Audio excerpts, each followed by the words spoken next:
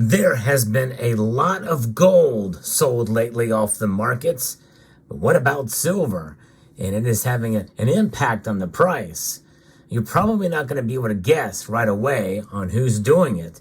So we're going to tell you in this video and how and what kind of dramatic impact it is having on the price in this video as we explore.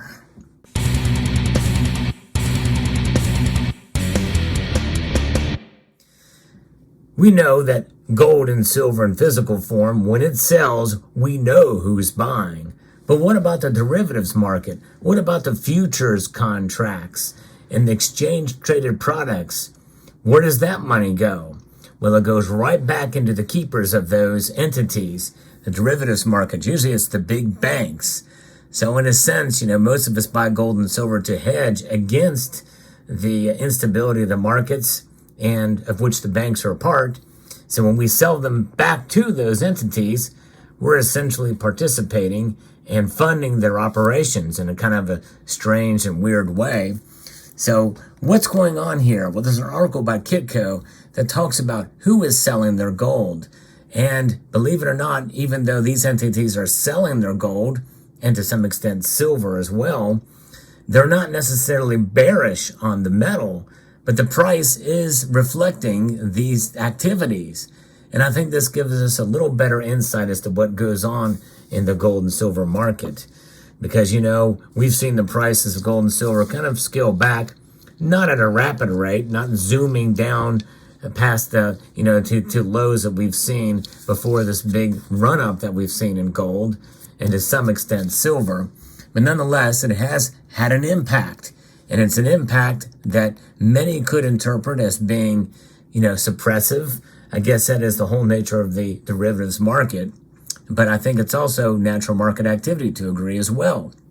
Volatility surrounding U.S. interest rates is taking its toll on gold prices as hedge funds liquidated their bullish bets, but remain hesitant to make any significant bearish bets, according to the latest trade data from the Commodity Futures Trading Commission. And we take a look at this in a big picture and understanding the complexity of the Commitment of Traders report. I think this helps put to somewhat into perspective that these really are, in a sense, natural market forces at play here. But they can be interpreted, especially if there's large frequency or high frequency transactions that occur that seem suspicious. Well, a lot of this stuff is based off of algorithms. Could those algorithms be essentially programmed with machine learning to do things in this regard to make this kind of activity and move? Potentially so. And so that there could be a suppressive nature to that, and that might be tough to police. But I don't know that that's what's going on here right now. Although gold prices have managed to hold solid above support, that's around the $2,000 an ounce level, some analysts note that shifting momentum in the marketplace could weigh on prices in the near term. In an interview with Kitco News, Craig Erlam, senior market analyst at Oanda, said that he sees the price action in the precious metal as a toss-up, as the market lacks a catalyst to drive prices higher right now. And that's an interesting thing. Most of us have given predictions, myself included, of an overall bullish sentiment through the end of the year, but that's a long way away. And I think, and as I mentioned in a prior video of mine, that I think we were going to see a pullback, even a significant pullback in gold's price. They're not saying that, though. So that's why they're not overly bearish. Although I think we could see it fall below $2,000 an ounce in the short term within the next couple of months. They are not saying that. The CFTC's disaggregated Commitment of Traders report for the week ending January 6th showed money managers decreased their speculative gross long positions in COMEX gold futures by, get this, 20,051 contracts to 134,333. That's amazing. At least to me, that seems like a lot. At the same time, short positions increased by only 639 contracts to 45,874. The latest selling pressure has pushed gold's length to a 2-month low. The precious metal is net long by 88,459 contracts However, the market has been reasonably stable as prices have traded in a range between $2,000 and $2,050 an ounce. Some analysts note that gold is consolidating as the market has no clear guidance regarding the Federal Reserve's monetary policy. Markets see a more than 70% chance of a rate cut in March. However, some central bankers have pushed back on that timing, even as they prepare for an eventual easing. And I am in agreement with those. I don't think they're going to cut rates in March. I would be very surprised if they were to do that. I mean, heck, inflation did go up 3.4%, up from 3.1% earlier, in spite of some of the other data behind it that suggests that the increase has not been as great as predicted. I think, in a sense, they're spinning it. And I think they're spinning it for political reasons. But nonetheless, commodity analysts at TD Securities noted that economic data has not provided any clear indication and is adding to market volatility and uncertainty.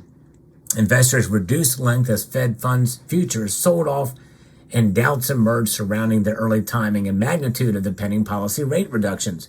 Strong labor markets are associated with continued inflation pressures. And with core CPI much above the 2% target, the market concluded that a very early Fed easing is not in the cards. I agree with that analysis.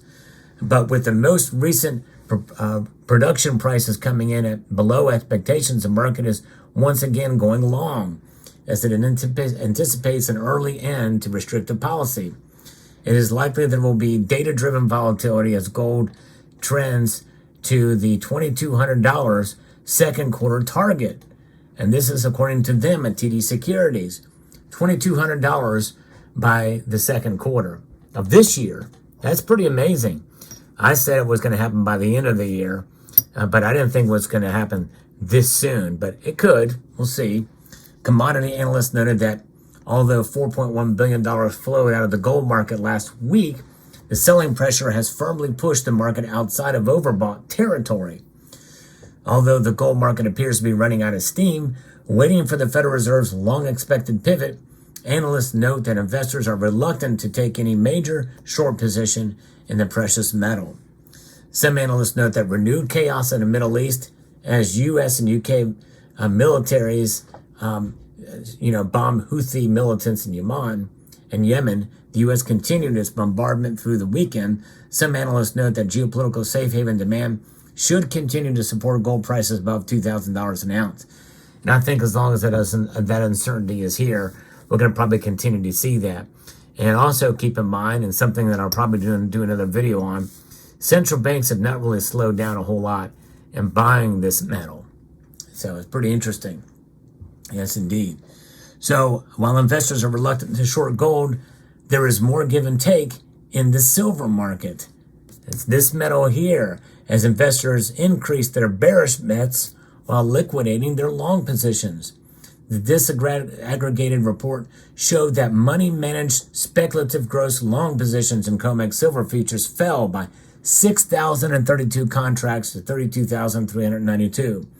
At the same time, short positions rose by 1,677 contracts to 24,044.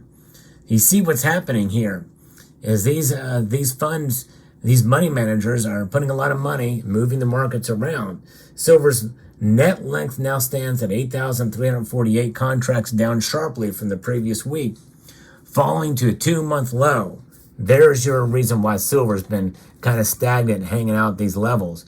But given that, it's really kind of surprising that it's really done so well, that it stayed above water with all this selling going on. Silver's net length now stands, as we've mentioned here, at over 8,000 contracts. Along with gold, silver is also struggling due to market volatility surrounding the Federal Reserve's monetary policy. However, analysts also note that silver is also struggling as concerns over the global economy continue to grow. And why is that? Well, it's because as economic conditions worsen, that means there's more of a chance for a recession in some of these other nations and in our nation, if we're not already in one, at least at some level, therefore subduing the demand for silver for products and services and goods that use it. Now, there's other things like green energy initiatives that are going to be, at least to some extent, recession proof. But other than that, well, this metal is going to be suffering a bit. And under recessions, that tends to happen. Electronic devices, a lot of silver used in electronic devices, including electric vehicles. And now the jury is still out exactly as to what the future holds for the electric vehicle market, as it's been kind of we've seen a lot of companies, including Uber taxis, I think, have had to sell off a bunch of electric vehicles that have given to their fleet. Nobody wants to rent an electric vehicle. Crazy. Anyways, so this is what's happening here.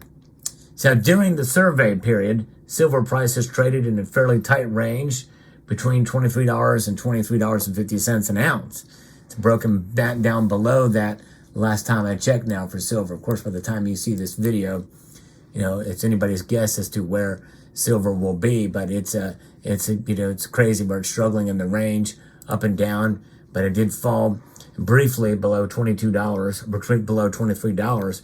Many commodity analysts have said that a potential global recession could weaken silver's industrial demand, which has been a significant support for prices.